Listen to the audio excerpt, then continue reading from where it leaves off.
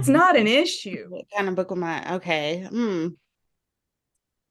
I guess it's I think my book is very liberal.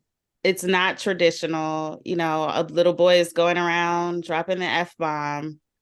Um, and it was intentional that every character in the book was Black because there's such a lack of representation in us in literature in American history. And now a lot of authors are conscious of it. And now I'm seeing them everywhere. I made it a point to do that.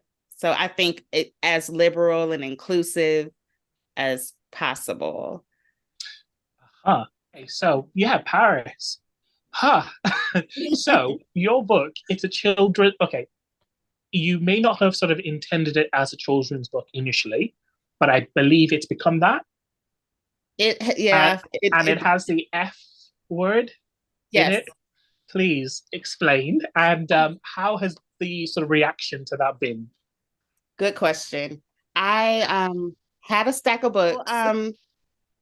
Yeah, it got lumped into a children's book because that's how it looks. It looks like a children's book. It's very colorful. The animations are dope.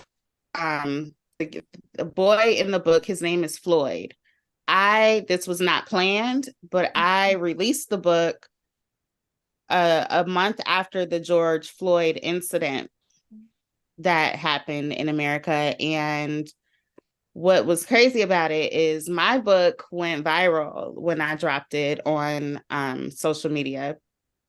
First, it went viral on Facebook and then Instagram. And then I think it got some traction on on Reddit too.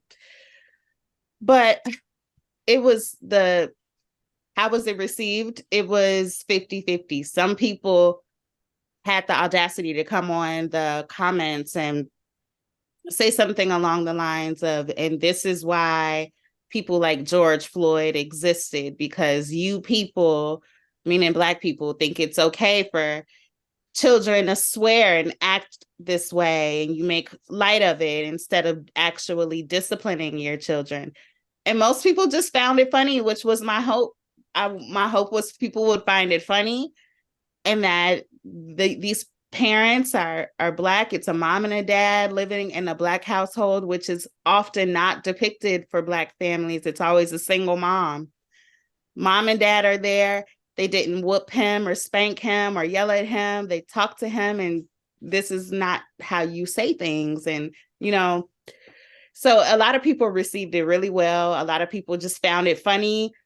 And then there was the other side of it where I was like, wow, we have a real problem in this country, like a real problem. Okay. Yeah.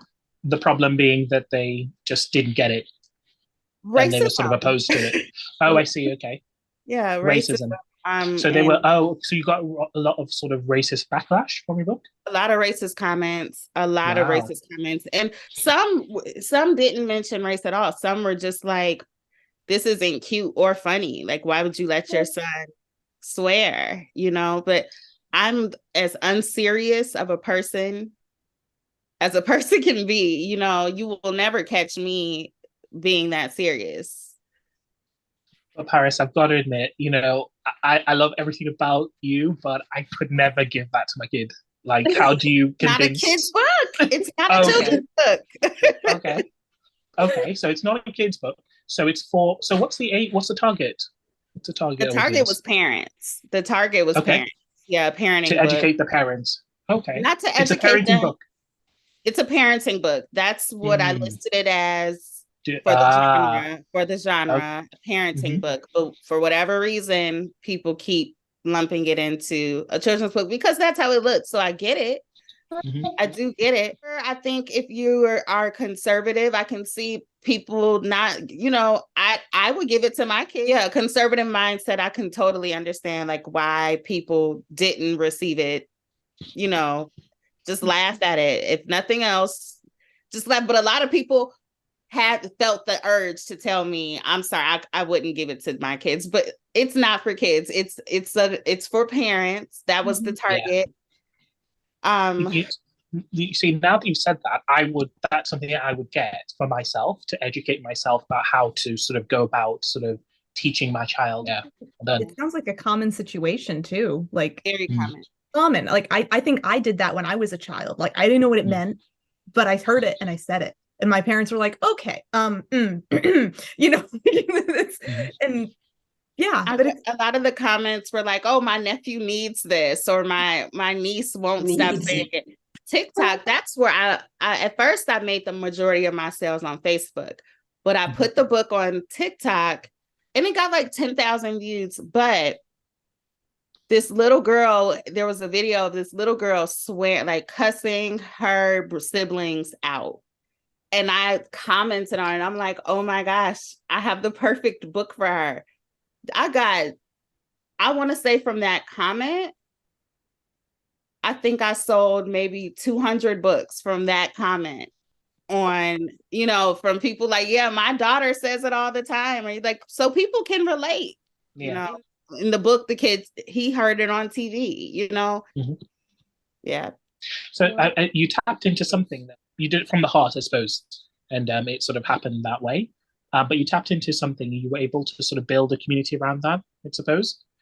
Yeah. So would the community be what? What would you say the community is? It's so mixed. It's mostly there are a lot of parents who are always looking for specifically books that teach a lesson. So a lot of parents, but I think the majority of the community were people whose books were not received how we thought. Like we were all these I guess I'm discovering this right now as I'm saying it. My community is a bunch of misfits, like a fellow misfits who who I'm always misunderstood, and I never see it coming, and then when I released the book, I'm like, I never thought about that. I didn't see this as inappropriate one time until I put the book out there, and I'm like, oh, like I get where y'all are coming from. I just can't be that serious.